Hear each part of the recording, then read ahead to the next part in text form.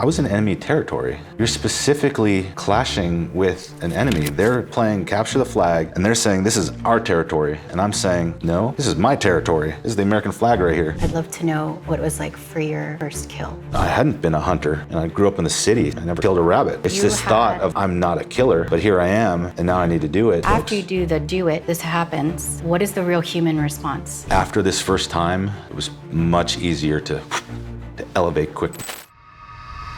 Danger X. So I've been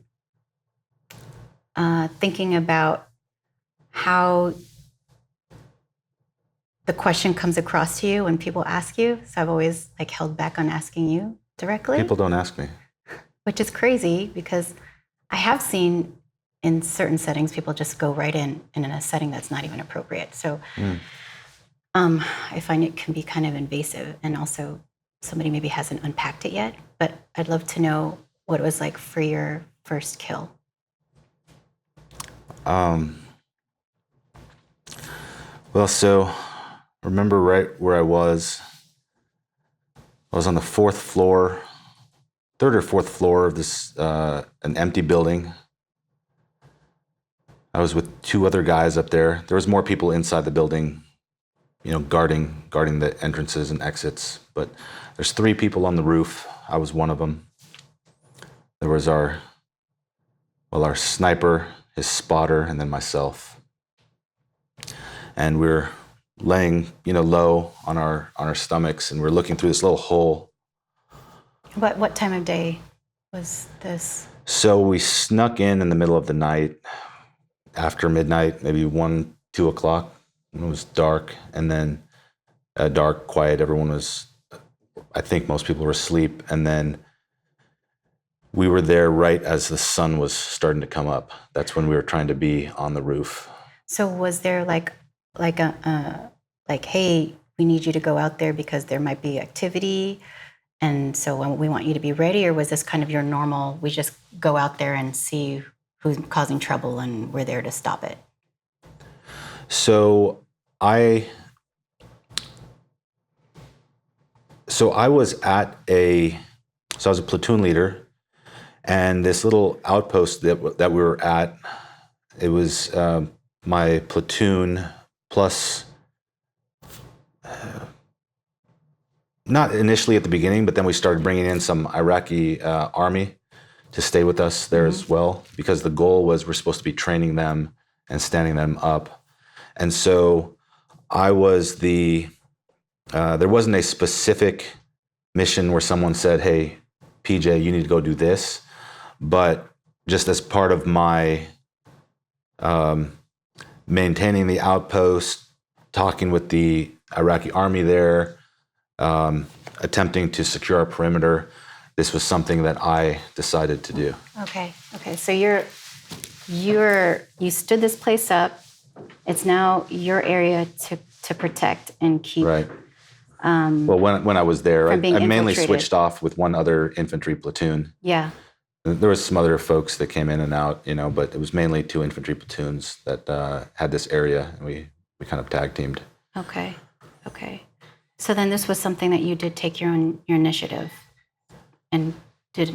Yes, This was not something where someone came and said, you need to go put in a sniper position and overwatch this area. It was, I knew that there was, we were hitting a lot of landmines along this road. Yeah.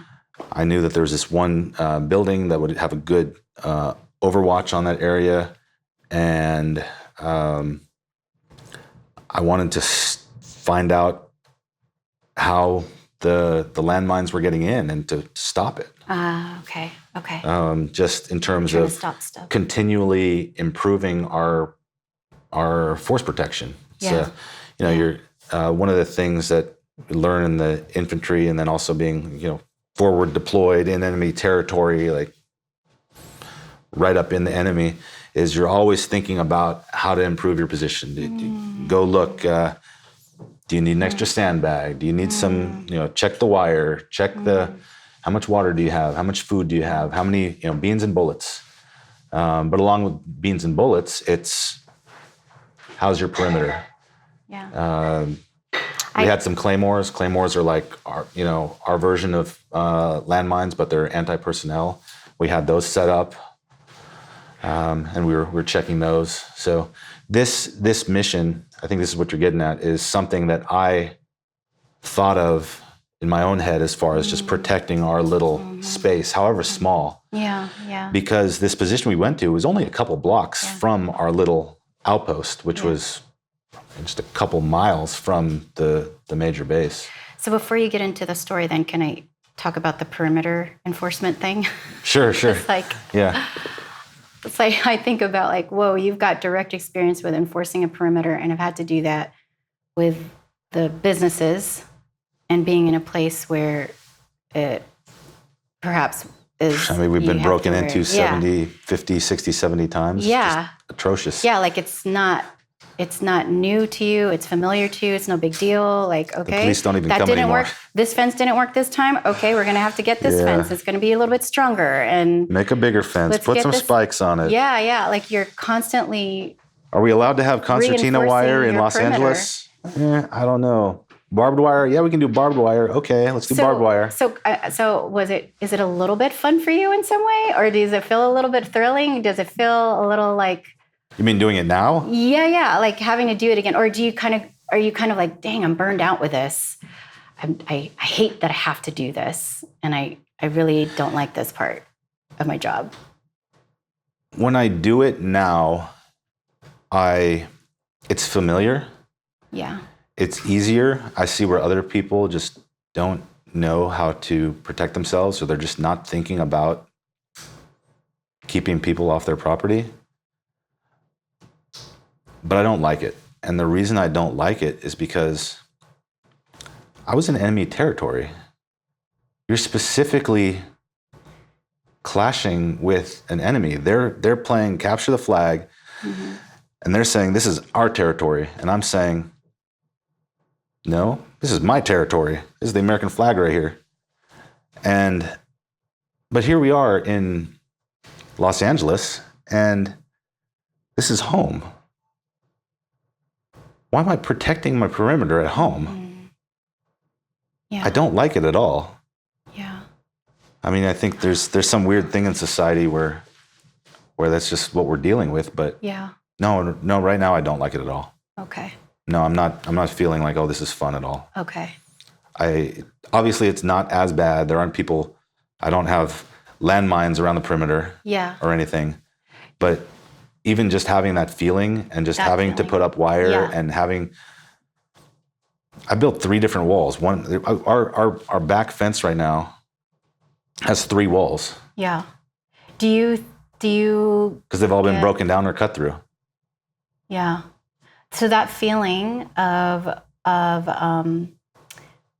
what this like self like protect? Does it get like how do you say it? Like does it feel like you are like vigilant? Does it get like it's hard to come down from that?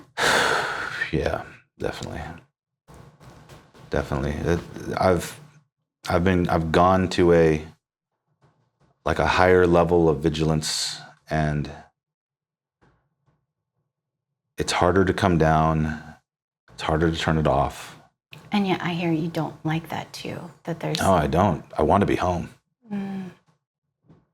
And I've a thought of home as being, I don't have to be so vigilant. Mm-hmm. Yes, of course, it's not the same. I'm not in combat, but I'm still broken into 60 times. Yeah. It's crazy. I think of mental load and how heavy that is, like to carry the load of having to worry about, a boundary being enforced, and like how much energy that takes to kind of be on the lookout or be vigilant about it. But there's like a mental load associated with that. And I think of you when you come home, you're like ready to come home, and hey, I can let this load down. I don't have to overthink about this so much. And it's nice when you have these things set up for you that will allow you to do that. Like I noticed for you, it's really helpful if there's like a gated community around you. Like there's your fortress. Like, okay, cool. I don't have to think about reinforcing the boundary? It's tiring. It's tiring. I mean, I think growing, I didn't have all of my time in the worst hoods, but born in a bad hood, grew up part of the time in bad hoods. And so I think those times prepared me for war. But I'd like to exhale. Mm-hmm. Yeah. I'd like for it to, be peaceful now. Like it's time, I definitely want to let it go. I definitely like to find that where I'm not watching the perimeter anymore. Yeah. Yeah. It's definitely less, Yeah. but it's still there. Yeah. To summarize what we were talking about, I asked about what your first kill was, and I wanted to get a little bit more context for whether or not this was something you initiated. And then you mentioned how that because you set up kind of your own fortress, it helped you be in a place where you needed to be proactive and initiate reinforcing that fortress. And that led me to question, like, how does that carry on for you today? When do you do that now? And what's that like for you to be carrying that same burden in some ways? And then your expression of, I'd love to put that down. So I want to go back to what the first kill was, because I kind of got sidetracked, and I want to know more about that like moment, or the moments kind of leading up to it. And well, the reason why I wanted to bring it up is because I want to zoom in on the moment. I mean, the 30 seconds or so right before I pulled the trigger, because I think it's a thing with I don't know the exact term, but when hunters, I mean, like killing like deer. Yeah. When they go after like their first one, they have a moment where they freeze, or it's a phenomenon. Maybe not everybody has it, and they just have a moment where they think, "Am I really going to do this? Am I going to take that deer?" Like a moment of hesitation. Right. Yeah. I mean, for that first time, and that's what I experienced. I experienced a moment where, okay, everything's in place. Mm-hmm. There's people down there with weapons. There's my guys down that way. They're putting in this landmine, preparing to blow it up on my guys who are about to come down this block. Did it go in slow motion? Engage. Did it? Right. That's what I should have. It just gone. Maybe quicker. Yeah. But I had a moment, and this was probably pretty short. Maybe it was 10 seconds, but it was like one of those. Mm-hmm. All this stuff flashed really quick. Right. It was like, here, I'm trained as an infantry officer. I'm trained. The motto of the infantry is close and destroy the enemy. I mean, that's your primary mission, just to get up next to them and take them. Right. They deserve it. And here's that moment. And I hesitated for a minute. And my guys, the spotter, he hesitated as well. Because he looked, I said, engage. And he looked at me and he said, "Sir, is that part of the ROE? That's the rules of engagement." So he had a moment where, I don't know if that's the first time he'd shot somebody or anything, but he was also having a moment of questioning. Yeah. Right? Yeah. And so I had to think about it for a second. I mean, I could have just said, "Do it now." And I did tell him, after thinking about it, I did tell him to do it, and he did do it. And then I pulled the trigger as well. We all three of us did. But when you paused, we paused to think about it for a second. So what came up for you when you had the pause? Well, I was just thinking about, look, leading up to this moment, even though I'd volunteered for the infantry, mm-hmm. I never thought of myself as somebody who could do that kind of thing. Mm-hmm. I've never thought of myself as this cold-blooded killer. I wasn't there. Maybe there were some people who just enjoyed it. They're just having a grand old time, And that's a different perspective, but that wasn't me. Yeah. It was, man, I hadn't been a hunter, and I grew up in the city, so I never killed a rabbit, I never killed a chicken. Yeah. And so it's funny because it's this thought of like, I'm not a killer, yeah, but here I am, and now I need to do it. Yeah. So what got me over that hump? Yeah. And for a moment, I just thought about it for a second, like all these options ran through my head. I was like, well, I can just say, don't shoot him. And I was like, oh, okay, if we don't do that, well, they're going to kill our guys. Okay, so we can't do that. And then it was, okay, well, I don't need to do it. I can run. Where am I going to run to? I got 200 miles of desert in every direction. Yeah, and then you think, oh, if we pull back, like there's also a sense of, oh, do you get court-martialed? Do you get kicked out of the army dishonorably if you didn't do your job?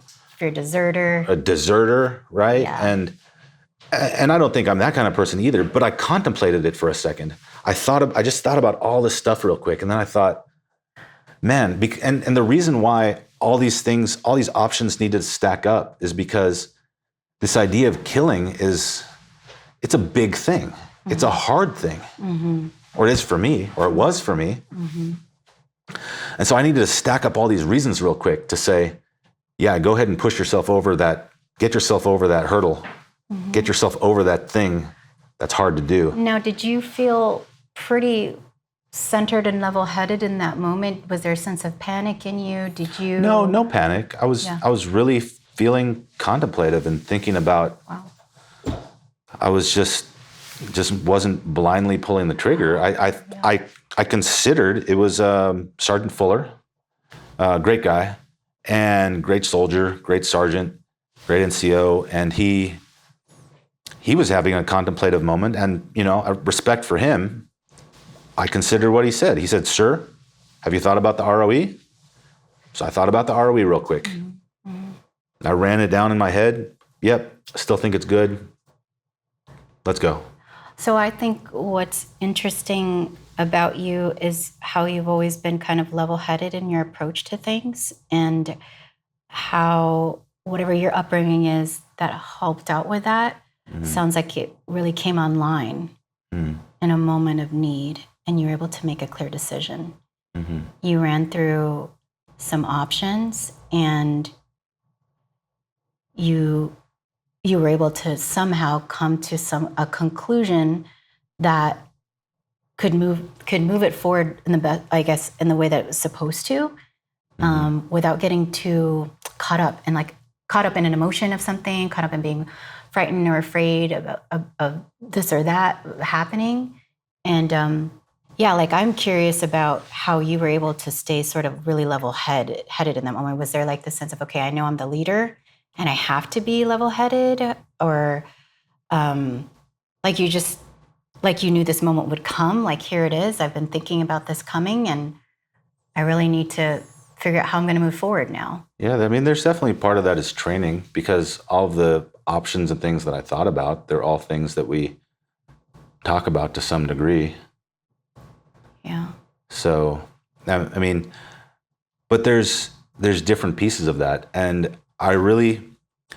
everything that you do in like basic training and different schools, there's so much that the Army doesn't talk about. The Army is very nonverbal, honestly. We're trainers by fiat. Do it. Just do it. Do it. Knife hand, right? Okay, yeah. And that's one tool in the toolkit. So in that moment, if that's what we're supposed to do as an infantry soldier, an infantry officer, an NCO, one of the toolkits is do it. Yeah. And you better follow the, the order. And so my training came into play, because part of the training, or most of the training really, as I just said, is right face, move out, left face, move out, march, march, march. Mm-hmm. And if you don't have the capacity in that moment, because emotionally, or you're just not as intellectual, to think about different things and ROE and this and that, you have to default on sergeant said do it. Officer said do it. You have to. Because at the end of the day, the result we want is a good decision is made and people execute it, however you get to that point. Okay. So you guys have this like acceptance straight off the bat of you're going to be asked to be doing these things and it's going to happen. And so as you already wrap that around your brain, everyone's on board in a sense, like more often than not, everyone's on board. And so most of the what time, I'm curious, what I would love to know too is like after we you had did somebody that, go AWOL, but yeah, sure. yeah. But after you did Most that, after folks. you do the do it, this happens, right? What is the real human response, right, that you have from the kill? And that's the thing that you don't get trained on to have to respond to, right? But what is your real reflection or thought of how it We don't hits talk you? about the aftermath, that's for sure. Well, I can tell you that I don't think I got to 200, but Yeah. Something is probably required of you. we're talking about this one instance, and I really thought about it. But all the next ones, After that, were I didn't go through that 30 seconds, that minute again. you didn't go through that process. You didn't go through I the went ahead and process. did it. Okay. And some of those were, a guy, dressed in all black, looking like a ninja, bandana, raising their rifle at me, and I'm just got to raise mine quicker, But after this first time, it was much easier to elevate quick, This first time it was whoop, stop, okay, think about it, and every other time it was. You just gotta defend. You just gotta go. Just became mechanical. Yeah. And so do you? no, I have not unpacked all those aftermaths. I really, there's a few like this first one that stick with me, but they're all buried away. They're all in there somewhere, but they're just tucked away. It was just automatic after that. I think though, like, how else would you move forward? You kind of have to compartmentalize it. You kind of have to push it down. You kind of have to say, I'm not going to think about this right now. Because I imagine if There's no way. if anybody did really, that's when people get broken. That's when we see veterans having that time to reflect, and they start like falling apart and carrying some of those memories of the heartbreaks that happen, and then not having a chamber to be able to really make some sense of it. Yeah. And so I mean, there's only a certain amount that we can kind of stuff down and hold on to, and just like, I'll table this for later. But I could see where things are so intense, they really start to bubble up for anyone, whatever it is. But like thinking about what you guys did, you're being asked to do things much more. You're being asked to do things and stretch yourself to a limit beyond what you probably know to, and then to the point where you have to maybe take someone else's life. And I don't know how much our brains have the capacity to like hold that information for a long period of time and have that be, and then not affect them in some way. So anyway, my brain has definitely tucked all those away. Yeah. I absolutely. Yeah. There's no way I could have gotten my job done if I was thinking about every person that in depth every time. Yeah. So what you did learn is sometimes in order to really be effective or to move, sometimes the lesson I'm hearing is like, you don't think. Absolutely. And you have to just do. And I do see, move out. Yeah, I just got to move out. We just got to do. There's moments that are really critical, and we just got to do. Just got to go. Can't keep thinking this over. Yeah. Because you're going to lose time, and something you'll get bad killed. could happen. The guys will get killed. Yeah. And so, like, as I bring it to us and present day in our family and our life, I think about like times when we're really pressed for time, or we're hurried and we're rushed. and I see that come out, and I see this, like, we don't have to deliberate what you want to do, what you want to do, what you want our 4 kids want to do. We're just going to go do, and I'm not consulting. We're just going to go do, and we got to go. And I see you do that and like execute it with like a swiftness. And I can see they all have their own little minds. The hearts and minds just torn up about They're it. just and like crumbling, and Papa's not getting me. Papa's Daddy's not trying to move them into the car. Yeah, like just like having a really hard time with it, you know? Yeah, and definitely carrying some stuff over with me. Yeah. But I want them to learn and know why sometimes that can also be useful, or how it can be important, or and being the psychology background that I have, I also want them to have a place where they can go back to and circle back to, like when they felt they were completely passed over, or nobody heard or was listening to them. And, you know, how do we go back, right? When the crisis is over. That's important. When the crisis is over, recognizing when the crisis is over, who and when do we go back to specifically, explicitly talk with them about that, so they know why we made that decision when we made that decision, and why I supported you in making that decision when you made that decision. Right. Yeah. Yeah, I think that's definitely important.